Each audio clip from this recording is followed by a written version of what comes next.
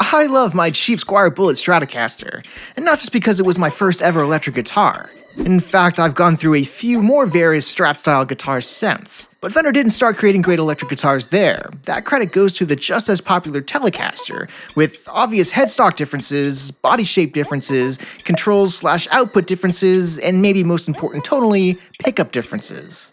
Now, having admitted I have a thing for Stratocasters, but still curious about the original with a list of many similarities too, I was thinking maybe I could get the best of both worlds here for my introduction to Telecasters, with an unused Strat laying around to mod.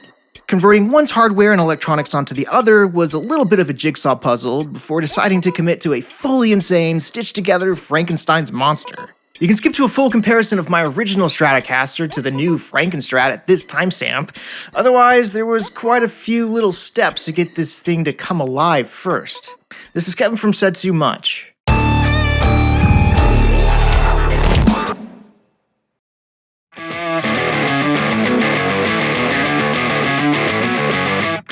The body originally had all-black hardware, with replaced locking tuners to match on a standard maple and rosewood neck. Other than those, I removed everything else, as well as what came pre-installed in a Telecaster pickguard and control plate I bought. Lining up where I wanted a clear split between the two, I freehand sawed both empty pickguards almost perfectly. Putting the Tele electronics on the Strat half, I'll admit now I didn't use the whole Tele pickguard to avoid filling and rerouting the exposed electronics cavity the Strat half covers. I'd only have to do that over in the bridge and bridge pickup area. The pickup attached to the Tele bridge needs a bit of a wider area, and I rigged together supports where it all would sit, pouring epoxy and paying extra attention to that tremolo cavity hole. Painting everything black for aesthetics only, I lined up where the ends of the saddle should go and committed to mounting screw holes. There was some final soldering things together, including an unorthodox bridge grounding wire and drilling new Tele pickguard mounting holes. This bridge had the option of top loading, so I considered things done, eager to check how accurate I got my placement for setup. And I think it looks great, with a black and white dueling theme with just some sneaky electrical tape blocking off any remaining gaps or holes. Everything seems shielded and grounded well enough to hear how things sound already.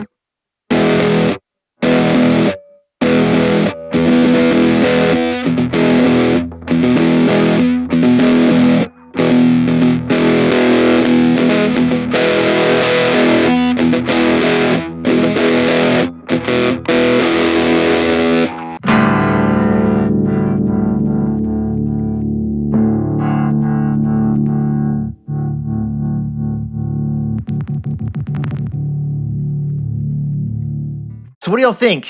Regardless of what you heard in the demo, which do you personally favor? Stratocasters or Telecasters?